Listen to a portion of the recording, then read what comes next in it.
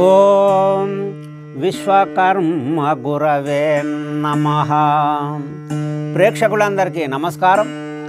ఉద్యోగ పర్వంలోని 22వ భాగానికి స్వాగతం. ఆ పాండవ సభ లోపల ఉలూకుడు దుర్యోధనుడు అన్న మాటలన్నీ కూడా మిమ్మల్ని ఇట్లాడుగా తిట్టిండని ఈ ఉలూకుడు పాండవులను తిడితే ఇట్లాంటిగా అన్నడాన్ని అలతోటి అంటే అప్పుడు పాండవులు అతి కఠిన వాక్యములు ఆ సభలో బలుకంగా విని పంచ పాండవులు వేగనప్పుడు ప్రళయాగ్ని వలె వారు పరగ శోభించిరి కొని శాపశరములు క్రోధమునను. ఆ దుర్యోధనుడు ఇట్లా అన్నాడని పాండవులను అంటే ఆ పాండవులు చాలా కోపంతో శాపబాణాలు తీసుకొని భీముడు గదను బుధం మీద పెట్టుకొని నిలబడి ఆ ఉలూకుని సంహరిస్తాన కోపంతో చూస్తున్నాడు. ఆ సమయం లోపల నిలిచితే గని పరమాత్ముడు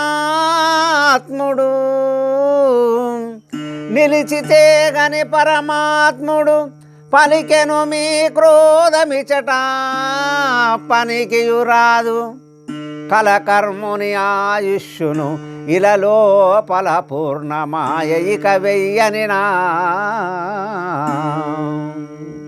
కన్నులెర్రగ చేసి కోపంతో నిలబడ్డటువంటి భీముని చూసినటువంటి ఈ పరమాత్ముడు ఆ పాండవులతో అంటున్నాడు, భీమా మీరు ఇప్పుడు కోపం చేస్తే ఆ కోపం ఏం పని చెయ్యేది, మీరు కోపం చేసేది అవసరం లేదు.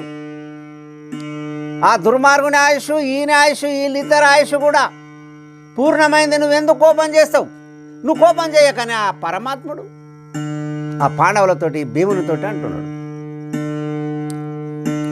పరమాత్ముడనే ఉలూకుని పరమాత్ముడనే ఉలూకుని అరదుగబోయి బలుకు అదమునితోను మరి వాసనలన్నీ తీర్చుక దురముకు రమ్మను దుష్ట దుర్యోధనుని. ఒరే ఉలూక, ఒరే దుర్మార్గుడా దుష్టుడా, ఆ దుర్మార్గుని దగ్గరికి వెళ్ళు, దుర్యోధనుడి దగ్గరికి వెళ్ళి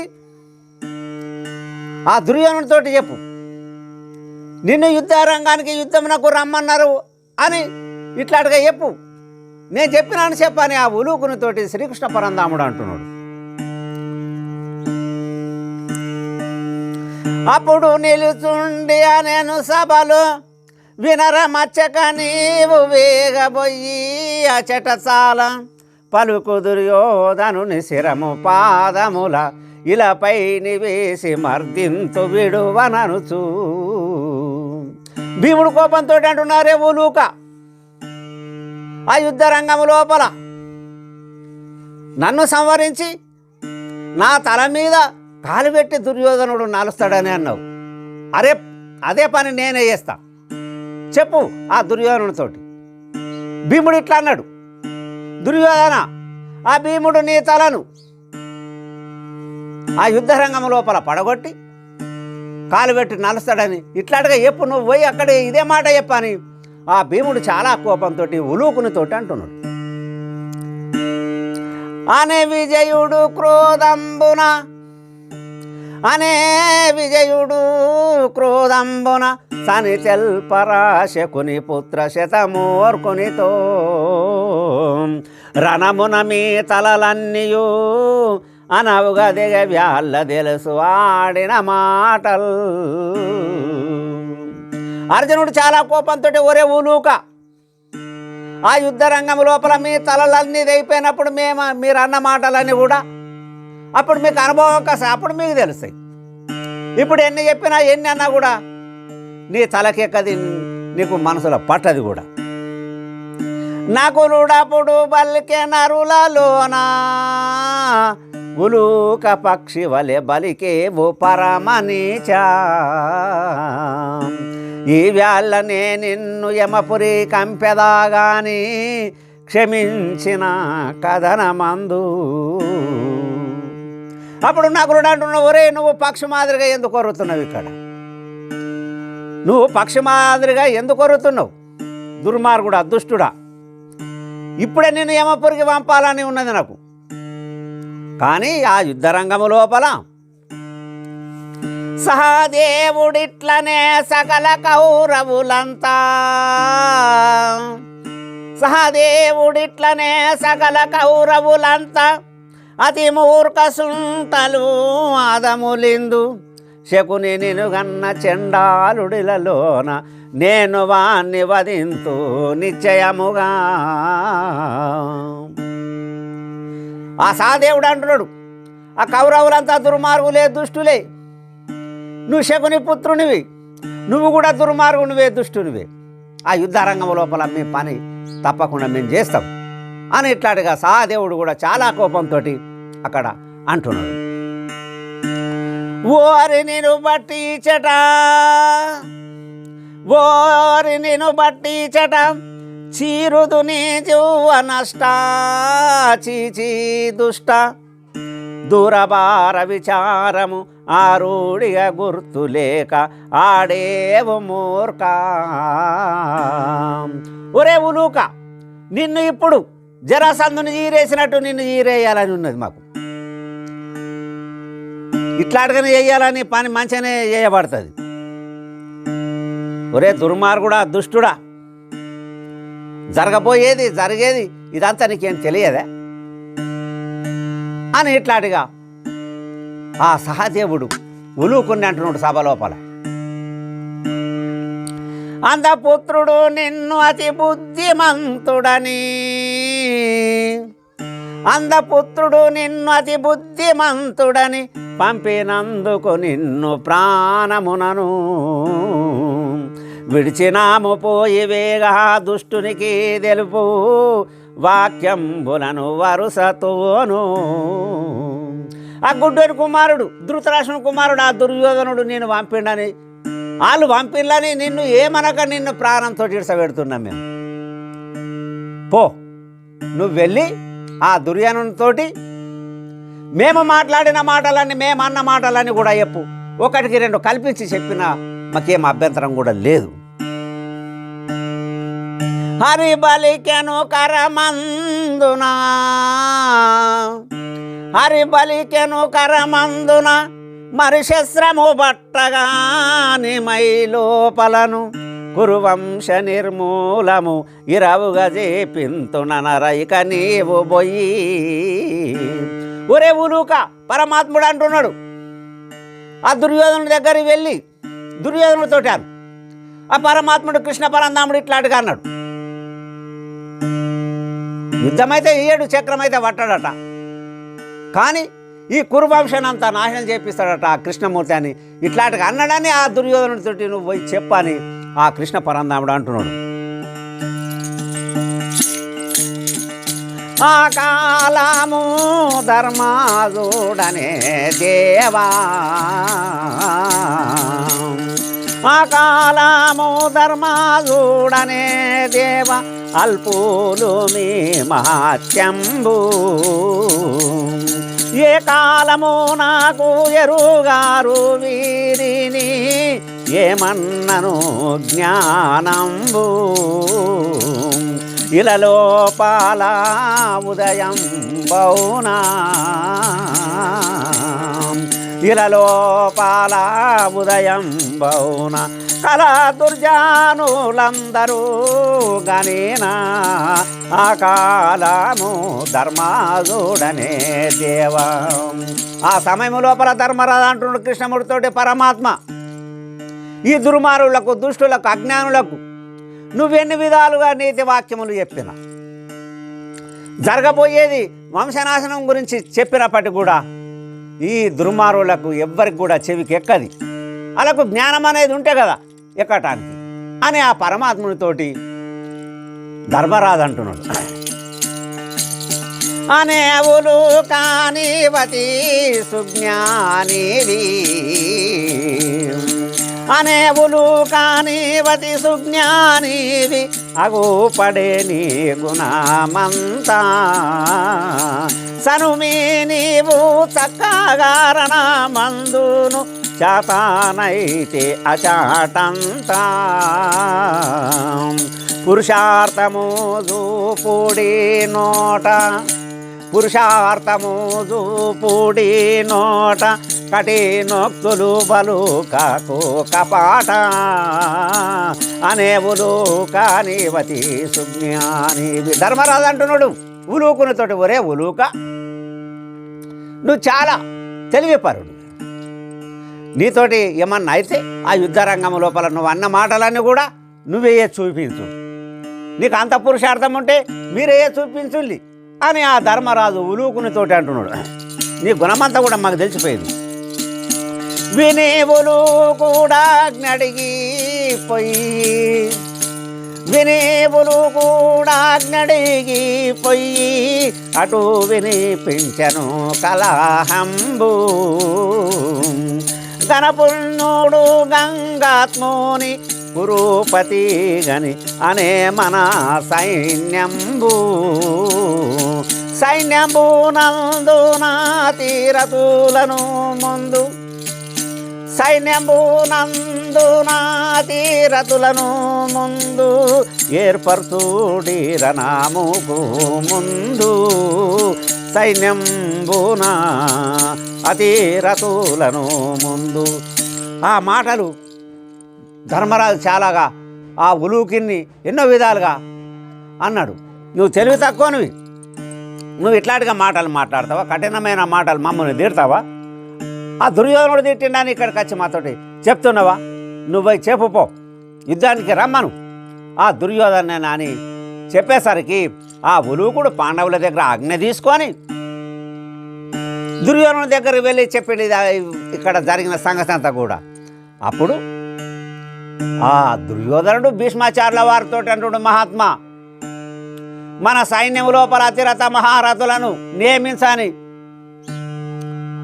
దుర్యోధనుడు భీష్మాచార్యుల వారితో అంటున్నాడు.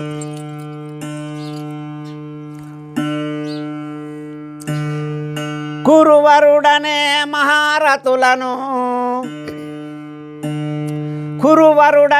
మహారథులను ఇరవుగానే మించుడిందు ఇంపుగా మీరు నరనాయక విని భీష్ముడు అరదుగా తాబలికి వీరులందరిచట.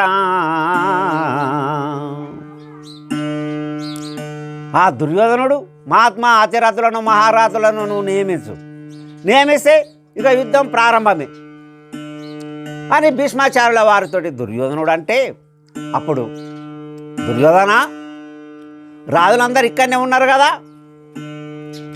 నరవరులమితంబు నానా విధంబులగలరు నరవరులమితంబు నానా విధంబులగలరు వారలగనితము కథనమునందు అవును ఒక కర్ణుడి అతిరతి చోట అనగ భాస్కరి మహోగ్రుడయ్యి. దుర్యోధన ఇక్కడ ఉన్నటువంటి వాళ్ళందరూ రాజులందరూ కూడా మహారథులే, అందులో ఒక కర్ణుడి అతిరథి అని ఈ భీష్మాచార్యుల వారు ఎప్పుడైతే అన్నాడో, ఆ కర్ణుడు ఆ మాటలు విని చాలా కోపంతోని పాండవుల పక్షమై పలికేవు నను నీవు పాండవుల పక్షమై పలికేవు నను నీవు ఉన్నన్ని దినములు ఊరికే నేను కనుచుండెదాగాని కరమందు చాపంబు కొని పూరణ మందు కొనకు జయము. ఆహాహా, ఏం మాట్లాడుతున్నావు నువ్వు? ఎప్పుడు మాట్లాడినా పాండవ పక్షమై పాండవులకు మేలు చేయాలన్న భావనతోటే మాట్లాడుతావు.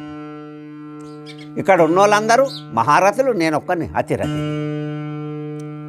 నువ్వు ఎప్పుడు కూడా పాండవుల పక్షమై మాట్లాడతావు. నువ్వు యుద్ధ రంగం లోపల ఉన్నన్ని రోజులు మాత్రం నేను యుద్ధం చెయ్య, ఆ తర్వాత చేస్తేనేమో జయం అయితే కానీ పోని, ఆ విషయం నాకు అవసరం లేదు. నువ్వు ఉన్నన్ని రోజులు నేను యుద్ధం చేయని కోపంతో కర్ణుడు అంటున్నాడు. నీ వలనను కురుపతికి నీ వలనను కురుపతికి ఈ వసుదలో కాదు జయము ఇక వెయ్యని నా జీవించిన వారు చూడరా ఆ వార్తకు కురువరుండపుడిట్లని మహాత్మా నువ్వేమన్నా యుద్ధం చేసి ఆ దుర్యోధనుడికి జయమును కలగజేస్తావా? ఏ మాట అబద్ధం. బతికిన వాళ్ళందరూ కూడా చూస్తారు ఈ విషయం అంతా కూడా, వాళ్ళందరికీ తెలుసు. ఎప్పటికీ మాత్రం నువ్వు దుర్యోధనునికి విజయమును అందించవు. నీతోటి కానే కాదు ఆ పాండవులను చంపడం. జీవించిన వారు చూడరా ఆ వార్తకు కురువరుండపుడిట్లని ఇటు భీష్మాచార్యుల వారిని కర్ణుడు అన్న మాటలన్నా విన్నటువంటి కురువరుడు ఆ దుర్యోధనుడు అప్పుడు ఏమంటున్నాడు కదా, ఉభయులు మీరి చందంబు సభలో పలుకరాదు సర్వమొకటయ్యి శుభమయ్య తీరు యుద్ధము అభిమానము చేత జేయుడని నుతించే. కర్ణ మిత్రమా, పితామహ, మీరిద్దరు గుసలాడితే ఎట్లా? మీరు మాటలు అనుకుంటే ఎట్లా? ఈ సభలో పరిటాటుగా చేయొచ్చా? మనం అందరం ఒకటై, మీరు అందరు ఒకటై దుర్యోధనుడికి విజయం కలగజేయాలన్న భావనతో యుద్ధం చేయాలి. మీరు అందరు కలిసి నాకెప్పుడు శుభం కలగజేస్తావు, నాకెప్పుడు విజయలక్ష్మిని అందిస్తారు? మీరు మీ లోపల మీలే కలహించి నాకు అన్యాయం చేయకుంది అని ఆ దుర్యోధనుడు ఇటు కర్ణుణ్ణి అటు భీష్మాచార్యుల వారిని అంటున్నాడు. అనే భీష్ముడు కురువరా, అనే భీష్ముడు కురువరా ఇక ముందార కుల సంవారము విను నా వాక్యము ఇప్పటికైనా విడువు ద్వేషాభావము అనే భీష్ముడు కురువరాయిక. ఆ భీష్మాచార్యుల వారు దుర్యోధనుడితో దుర్యోధన నా మాట విను, తప్పకుండా ఈ యుద్ధరంగపు లోపల కుల సంహారం అయిపోతాయి, వంశాలన్నీ కూడా పోతాయి, రాజులు పోతారు, సైన్యము పోతాయి, అందరి వంశాలు కూడా పోతాయి, ఆఖరికి నీ వంశం కూడా పోతుంది. నా మాట విను, ఇప్పటికైనా ఏం కాలేదు, నువ్వు పగ అన్నది ఇడిసబెట్టు అని ఆ దుర్యోధనునితోటి భీష్మాచార్యుల వారు అంటున్నాడు.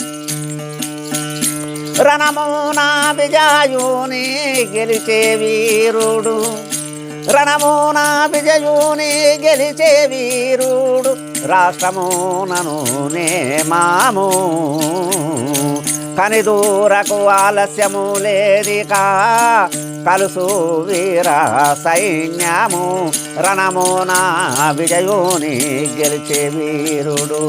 దుర్యోధన ఈ యుద్ధరంగం లోపల అర్జునుడిని గెలిచేటటువంటి వీరుడైతే ఎవ్వడు కూడా లేడు. విజయం పక్క వాళ్ళకి అవుతుంది. ఎందుకనంటే అధర్మ యుద్ధం ఉన్నది ఇది. అలా పాలడిగి అలా పాలు ఇచ్చిన పడితే ఏం పోతుండే? నువ్వు లేనిపోయిన ఇయ్యాన్న భావనతోటి వాళ్ళతో యుద్ధం చేస్తున్నావు, తప్పకుండా నీకు అపజయమే కలుగుతుంది. అతన్ని మాత్రం గెలిచేటటువంటి వీరుడు ఎక్కడ కూడా లేడు. కురువీరుండనే కులము మునిగే, కురువీరుండనే కులము మునిగే వెకులము లేదు నాకీక నరనాతులా కాజ్ఞూడి నా వాక్యము నమ్ముగా కురువీరుండనే కులము మునిగేనని. మహాత్మా నువ్వేం మాట్లాడుతున్నావు? నేను ఒకటంటే నువ్వు ఒకటి అంటున్నావు. యుద్ధం చేయాలంటే నేనంటే ఆ రాజులందరికీ ఆజ్ఞ చేయు యుద్ధం చేయటానికి. కులము పోతుందా పోని, నేను పోతానా పోని, ఆ రాజులు పోతారా, సైన్యం పోతుందా, ఆ విజయలక్ష్మి వాళ్ళకి అవుతుందా, కానీ నేను మాత్రం ఈ యుద్ధరంగం చేసే తీరుతా, యుద్ధం చేసే తీరుదాం, మనం యుద్ధం చేద్దాం. నువ్వు ఈ రాజులందరికీ కూడా ఆజ్ఞయ్యు, నా మాట వినని ఆ భీష్మాచార్యుల వారితో దుర్యోధనుడు అంటున్నాడు. మరి నా వాక్యము విను మీ భూవారా, మరి నా వాక్యము విను మీ భూవార ఇలా నా మరణంబు ఎవరి వలన నాకు భయము లేదు గాని ఇలలో ఒక్క నీతో నిజంబు మరి నా వాక్యము విను మీ భూవర. దుర్యోధన నా మాట విను, నేను ఇచ్చే మరణం కలిగిన వాడిని, నాకు మరణం అన్నది లేనే లేదు. నేను అనుకున్నప్పుడే నేను మరణించే వరం నాకు ఉన్నది. మరి ఒక్కంతోటే నాకు భయం ఉన్నది. ఆ మాట విను, నీకు అదంతా కూడా చెప్తా అని అంటున్నాడు. ఎవరు? ఆ భీష్మాచార్యుల వారు దుర్యోధనుతోటి. ఒక శిఖండిని విడిచి సైన్యము, ఒక శిఖండిని విడిచి సైన్యము ఒప్పుగా దృంచదా విను నిక్షేపము వాడెదురుగా వచ్చి దేశాపాము బూనాను ఒక శిఖండిని విడిచి సైన్యము. దుర్యోధన ఒక్కొనితోటే నాకు భయం ఉన్నది, ప్రాణభయం. నాకైతే మరణమైతే లేదు, కానీ ఒక్కొనితోటి ప్రాణభయం ఉన్నది. అతడు ఎవడంటే శిఖండి ఒకవేళ నాకు ఎదురుగాస్తే నేను మాత్రం శాప బాణాలను పట్ట యుద్ధం చెయ్య, అతని మీద నేను బాణాలను వెయ్యి అని అంటున్నాడు. ఇక్కడ కారణమేమంటీవా, ఇక్కడ కారణమేమంటీవా, ఇక శ్రీ పూర్వము వేణు చక్కగా గిరిజానాతుని వరము చేత పురుషుడాయేను ఇక్కడ కారణమేమంటివా. ఎందుకు ఇట్లాంటిగా అంటున్నాడు అనుకుంటున్నావా? నేను దాని గురించి నీకు అన్ని వివరాలు తెలియజేస్తా. ఇంతకుముందు ఆ శిఖండి పూర్వమ్మ ఆడిది, ఆ ఆడిదాని రూపం లోపల ఉన్నప్పుడు శంకరుని గురించి తపస్సు చేసి వరం పొంది ఇప్పుడు మొగోడై పుట్టిండు. అందుకని ఆ ఆడదానితో నేను యుద్ధం చెయ్య, ఆని వల్లనే ఒక్కని వల్లనే నాకు భయం ఉన్నదని ఆ సభ లోపల దుర్యోధనుడికి భీష్మాచార్యుల వారు తెలియజేసిండు. వినుపు వరసాకాల్యము అనవుగ ఈ వార్తాది పర్వమునందు పని పూని గరదు చూచితే కనే బాణము విడువనమ్ము కథనమునందు. దుర్యోధన, ఈ విషయాలన్నీ కూడా ఆది పర్వము లోపల ఉన్నాయి, అందుకని విస్తారంగా రచించబడి ఉన్నది, అందులోపల తెలియజేయబడ్డది. అందుకని అది ఆడిది కాబట్టి అటువంటి వాని మీద నేను, ఆ శిఖండి మీద నేను బాణం వేయను. భూవరనే బ్రహ్మచారిని, భూవరనే బ్రహ్మచారిని ఈ వసుదలు స్త్రీలపైని ఎత్తను కరము ఈ వార్త సర్వజనులకు భావించితే గుర్తులేదు బహుగను ఎచట. దుర్యోధన, నేను బ్రహ్మచారిను. ఈ ప్రపంచం లోపల ఉన్న ఆడవాళ్ళ పైన నేను మాత్రం చేతెత్తా, వాళ్ళ మీద బాణం వెయ్యి వాళ్ళను సంవరించా. నేను అట్లాంటిగా వ్రతం పూని ఉన్న నేను. ఈ వార్త అంతా కూడా అందరికీ ఏమైనా తెలియదు. అందరికీ తెలిసిన మాటనా అంటే కాదు, కొందరికే తెలుసు ఈ మాట, ఎవరికి ఎక్కువ మందికి తెలియదు. విని సుయోధనుడప్పుడు విస్మయంబుననే అది కుల నిశ్చయముల ఘటితము కాగా ఈ బలమంత కథనము లోపల తునిమెదరెన్నాళ్లకు తూర్యముగను. ఆ మాటలు విన్నటువంటి దుర్యోధనుడు ఆశ్చర్యంతో అంటుండు, మా ఆత్మ, మీరు ఇంత వీరాది వీరులై ఉండి ఇటువంటి ప్రతిజ్ఞను చేస్తారా? మరి మీరు ఈ పాండవ సైన్యమును ఎన్ని రోజుల వరకు సంవరిస్తారు మా ఆత్మ అని ఆ దుర్యోధనుడు భీష్మాచార్యుల వారిని అడుగుతున్నాడు. అనే భీష్ముడు ఒక మాసమునను ముంచద సకల బలము నాకమందు దినమానము 10,000 మనుజేసుల ఇలను గోల్తో మరి నిశ్చయము. దుర్యోధన ఒక్క మాసము లోపల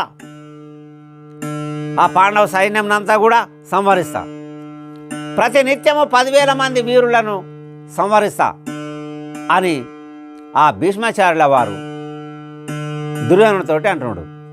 ఇదిగాక నిగ్రహము ఇలలోన చేసితే ఒకనాడెద్రుంచదా ఒప్పుగాను, అందుకు మన వద్దాచార్యుడు ద్రోణ వీరభాస్కరి బలము వెనుమి భూపా. దుర్యోధన నేను మనసు పెట్టి యుద్ధం చేసిన ఒక్కరోజు లోపల ఆ పాండవ సైన్యంనంతా కూడా సంహరిస్తా. మరి మన బలము లోపల ఉన్నటువంటి ద్రోణాచార్యుల వారి కర్ణుని యొక్క బలముల గురించి నీకు తెలియజేస్తా విను అని అంటున్నాడు దుర్యోధనుడితోటి. ఆచార్యుడు దినము నరుకును ఈ సైన్యము సర్వంబు దృంచు, ఇక భాస్కరిత యోచన చేశరణమున రాజకుమారులను పంచరాత్రుల దృంచు. ఆ ద్రోణాచార్యుల వారు కూడా ఒక్కరోజు లోపల ఆ సైన్యమునంతా కూడా సంహరిస్తాడు. మరి కర్ణుడు 5 రోజులల్లా ఆ పాండవ సైన్యమును మట్టు పెడతాడు. అందరికంటెను అతి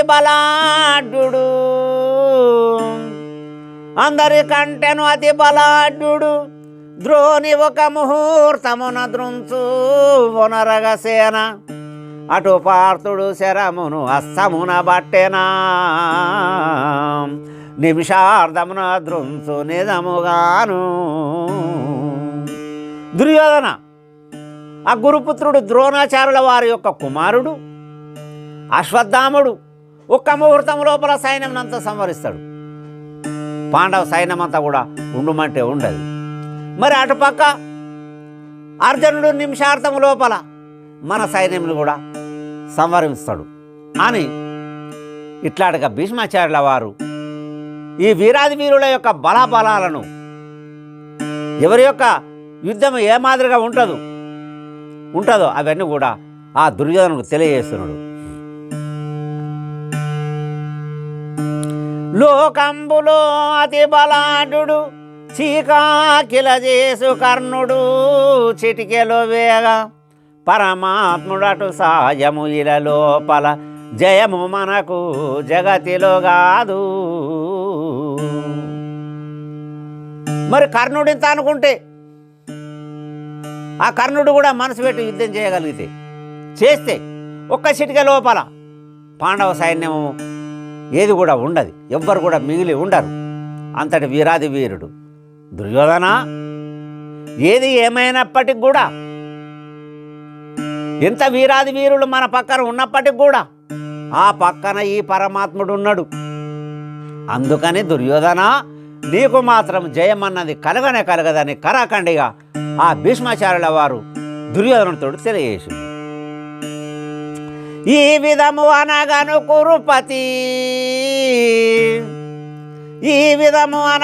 కురుపతి వేవేగము బలికే భూపా, వేడుకతో మీరు సనుడి రణముకు వేగము గని పగతులు వచ్చిరదిగో వాసిగా పోరా.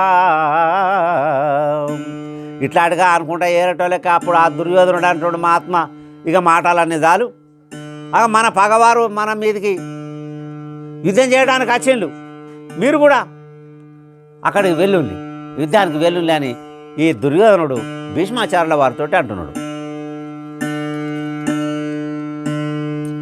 ఇక ముందర కథ భూవర ప్రకటితముగా చిత్తగించు, పాండవులందు సుఖగోష్ఠి వాళ్ళ ధర్మదు ఒక వాక్యము పాల్గొనున్ని ఒప్పుగా బలికే. ఓ జనమేజయ భూపాల వైశంపాయన మార్చి అంటున్నాడు. ఓ జనమేజయ భూపాల ఈ కథ అంతా కూడా విను. ఇక్కడ పాండవ శిబిరం లోపల పాండవులందరూ చాలా చక్కగా సుఖగోష్ఠితోటి అంటే మంచి మాటలు మాట్లాడుకుంటున్నారు. అక్కడ ఆ సమయం లోపల అర్జునుడిని పిలుచుకొని ధర్మరాజు అంటున్నాడు, ధీరాసురా గంభీరా పార్త నీవు ధీరాసురా గంభీరా పార్త నీవు వివిధ బలములెల్లాను ఆరుడిగా దుర్మేదారెన్నాళ్ళకు అనువాచతో తెలియాను ధీరాసురా గంభీరా పార్త నీవు వీరుడవు వీరాది వీరుడవు సూర్యుడవు అర్జున. మరి ఆ కౌరవుల యొక్క సైన్యమును ఎన్ని రోజుల దానిక నువ్వు సంవరిస్తావని ఇట్లాంటిగా ధర్మరాజు అర్జునుడిని అడుగుతున్నాడు. పరమా పుణ్యుడిట్ల నాగాను పార్థుడు పరమా పుణ్యుడిట్ల నాగాను పార్థుడు పరమాత్ముని మోమును మరిగని అనే హరి కృపాతో క్షణమున మైసూరుల మై మీదాను గుల్తూను పరమా పుణ్యుడిట్లనాగను పార్థుడు. పుణ్యాత్ముడు ఆ ధర్మరాజు అర్జునుడితోటి అంటే ఈ అర్జునుడు పరమాత్ముని యొక్క ముఖం చూస్తున్నాడు. ముఖం చూసి ఈ పరమాత్ముని కృప వలన ఒక్క క్షణము లోపల ఆ కౌరవ సైన్యమంతా కూడా నేను సంహరిస్తా అని ఆ ధర్మరాజుతోటి అర్జునుడు అంటున్నాడు. ఈ విధమున మహివీరులు రాత్రి ఇంపుతో భాషింపాగా రవి ఉదయం బాయాను కర్మమూలు రాజులెల్లా సౌరాగా ఈ విధమున మైవీరులు. ఇక్కడ కౌరవ శిబిరము లోపల వీళ్ళు మాట్లాడుకుంటున్నారు, ఇటు పాండవ శిబిరము లోపల వీళ్ళు మాట్లాడుకుంటున్నారు. ఇటేమో భీమార్జునుడు ధర్మరాజు కృష్ణమూర్తి, అటు కర్ణుడు భీష్మాచార్యుల వారు దుర్యోధనుడు కౌరవ సభ లోపల ఆ శిబిరాల లోపల తమ తమ బలములను వాళ్ళనెన్ని రోజులకు సంహరిస్తామని వీళ్ళు వీళ్ళనెన్ని రోజులకు సంహరిస్తామని వాళ్ళు ఇట్లాంటిగా మాట్లాడుకుంటే అప్పుడు పొద్దు ఒడిసింది. అవిరలాముగా బహుదాన ధర్మమూలతి భక్తితో జాయా భువిలో యాచకులంతా సర్వము భూపతులను బహుడాగా భువిలో యాచకులంతా సర్వము. ఎప్పుడైతే తెల్లారిందో రాజులందరూ కాలకృత్యాలు తీర్చుకొని స్నాన సంధ్యానుష్ఠాలను చేసుకొని ఆ వచ్చినటువంటి బిచ్చగాళ్ళందరికి కూడా యాచకులందరికి కూడా దానాలు ధర్మాలు తోసినాయి అక్కడ చేస్తున్నారు. ఇంతని కాదు అంతని కాదు ఎంతో చేస్తూనే ఉన్నారు. రథ గజాములు అశ్వములు వీరులు రథ గజాములు అశ్వములు వీరులు రణము జాయ సర్వము ప్రతిసాగరమై అటు నిటు నిల్చిరి పరమాగోశాలమితాము ప్రతిసాగరమై అటు ఇటు నిల్చిరి. ఈ కౌరవ పక్షంకాయ కూడా రథాలు ఏనుగులు గుర్రాలు ఇవన్నీ సైనికులందరూ కూడా యుద్ధం చేయడానికి నిలబడ్డారు. ఇటు పాండవ పక్షం వాళ్ళు కూడా యుద్ధం చేయడానికి సన్నద్ధమైపోయిన అక్కడోళ్ళు ఇక్కడోళ్ళు ఇక ప్రారంభమే అంటే బాణాలను వేసుకోవడం ఒకళ్ళ పైన ఒకళ్ళ వేసుకోవడమే ఉన్నది. అట్లాంటిగా సిద్ధమయ్యేళ్ళు అక్కడ. మితితో వీరులు ధ్వజపతాకములు మెరియూతు అగ్ని తుల్యము మితితో వీరులు ధ్వజపతాకములు. ఆ సైన్యం ఎట్లాంటివి ఉన్నదంటే ఇక్కడ ఒక సముద్రం అక్కడ ఒక సముద్రం ఉన్నట్టుగానే ఉన్నది. అంత వీరాది వీరులు సైన్యము గుర్రాలు ఏనుగులు రథాలు ఇవన్నీ కూడా అక్కడ యుద్ధానికి నిలబడి ఉన్నారు. అక్కడ బేరీ ఘోషలు అన్నవి వినిపిస్తున్నాయి. ఆ జెండలపై రథముల పైన జెండలు రెపరెపలాడుతున్నాయి. నరవరుల రథములు నానా విచిత్రములు అందులాంఛనముల అతిశయంబు ఉభయ సైన్యములందు ఒక్క విజయుని రథముపై కపివరు ధ్వజమెత్తు కండ్లబడును. వాళ్ళ యొక్క రథాలు చిత్ర విచిత్రంగా ఉన్నాయి. ఆ రథాలకు జెండలు, ఆ జెండాలకు తమ తమ యొక్క గుర్తులు. మరి అంత సైన్యం ఇక్కడ అక్కడ సైన్యం లోపల కలిసి చూస్తే ఆ అర్జునుని యొక్క రథము కొద్దిగా గొప్పగా ఉన్నది, అంటే పెద్దగా ఉన్నది. ఆ దాని మీద ఆంజనేయ స్వామి ఉన్నాడు. భారత వీరుల కేకలు, భారత వీరుల కేకలు అరయగరణ వేరి ఘోషలతిశయముగను మారుతి పార్థుని రథమున ఆరుడిగారువగనంబుదివనుకు. అక్కడోళ్ళు పాండవ పక్షమోళ్ళు కేకలు వేస్తున్నారు, ఈ కౌరవ పక్షం వీరులు కేకలు వేస్తున్నారు. ఇవన్నీ చూసినటువంటి ఆంజనేయ స్వామి అర్జునుని రథం మీదనే ఉండి కేకలు వేస్తే అక్కడ ఉన్నటువంటి దరిదాపు లోపల ఉన్నటువంటి సముద్రం కూడా గడగడ వణుకుతున్నది. ఉపమయుక్తులు చాలా ఉద్యోగ పర్వమునా రసమధికమును గూర్చి రచన చెయ్యా మనుజుని వశమేమి మైలోన చూసితే పరమాత్ముడే కవి పరగ వినుడి. ఈ ఉద్యోగ పర్వము యుక్తులు ప్రయుక్తులు ఎన్నో ఉన్నాయి ఇందులోపల. చాలా సంతోషంగా అనిపిస్తుంది వింటే. విన్నవారికి సకల సౌఖ్యాలు ఇహపర సుఖాలు కలుగుతాయని ఆ వ్యాస భగవానుడు ఇట్లాంటిగా తెలియజేస్తూ మనకు భారతాన్ని అందించిండు. ఇప్పటికీ ఈ ఉద్యోగ పర్వం సమాప్తమైనది. ఉద్యోగ పర్వమినగను బుద్ధిచ్చును విశ్వకర్త భువిలో వెలయ శ్రద్ధతో చదివిన వినిన విద్వానుల కధిక సుఖములిచ్చును హరిత. ఈ ఉద్యోగ పర్వమే కానీ భారతమంతా విన్నా కానీ ఆ పరమాత్ముడు తప్పకుండా ఇహపర సుఖాలను కలిగిస్తాడు, అందిస్తాడు. ఆ పరమాత్ముడు తప్పకుండా అందరిని మంచిగా చూస్తాడు. ఇదంతా కూడా ఆ పరమాత్ముడే రచన చేసిండు. ఇక వచ్చే పర్వము భీష్మ పర్వము. ఆ భీష్మ పర్వము లోపల మనం కలుసుకుందాం. అంతవరకు సెలవు. ప్రేక్షకులందరికీ నమస్కారం.